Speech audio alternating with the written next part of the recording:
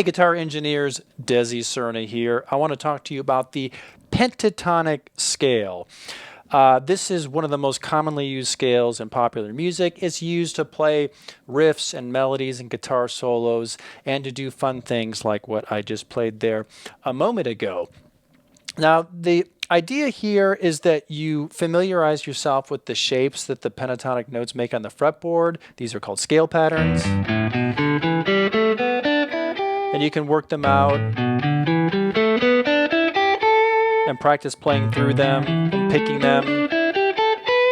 You don't need to be too concerned about how you finger them because your fingering is going to change when you actually start using them and moving vertically and horizontally and that sort of thing. Now, once you familiarize yourself with the patterns, though, you're not done. Like, you don't just suddenly magically start riffing and jamming like a pro. The next step is you got to learn how people actually use these patterns to create musical parts. So you can do that by learning some simple riffs and melodies. So for example, I'm in the key of E minor pentatonic here. So some really simple melodies you could learn, or riffs rather, would be Suzy Q, as made popular by Creedence Clearwater Revival.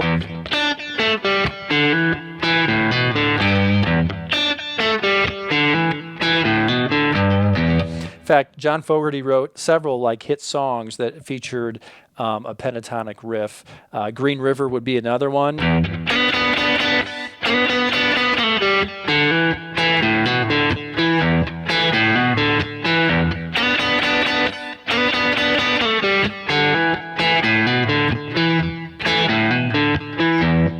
And of course, all sorts of artists use the scale. Jimi Hendrix used E minor pentatonic to play Purple Haze. Same notes, same scale, although he was accessing those notes in some different positions or different patterns on the fretboard.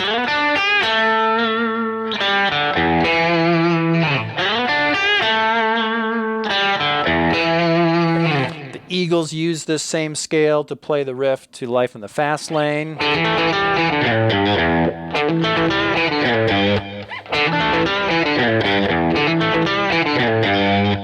So by learning these riffs, you're actually using the scale to play something musical, and then you can see how it becomes musical, like how you play phrases, how you phrase the scale, when you might skip notes or repeat notes, when you might hammer on or pull off or slide or bend, when you might play up and down a pattern vertically, when you might move horizontally. So this is like the most important step in really learning the pentatonic scale. You can't just learn the pentatonic patterns.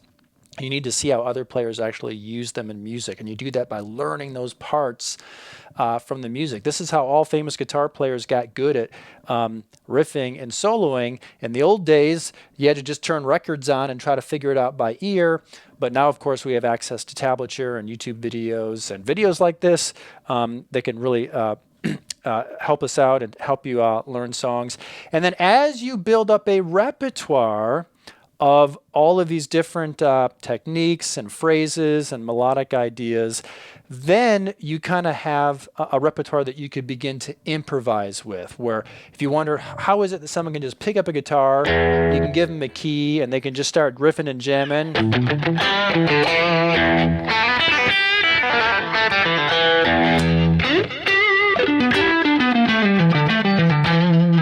Well, it's because everything that I just did there, even though I was improvising, is something that I'm really already familiar with because I've learned so many pentatonic riffs and solos and melodies. And now I get the idea. Now I know how I can move through that scale and where my notes of resolution are and that sort of thing. So, all right, to review, learn those pentatonic patterns, but then start learning some pentatonic songs. Hey, if you need help with this or anything else regarding your guitar playing, go to my website, guitarmusictheory.com. I've got some free video courses you can enroll in. I'm Desi Cerna. You're a guitar engineer. Thanks for watching.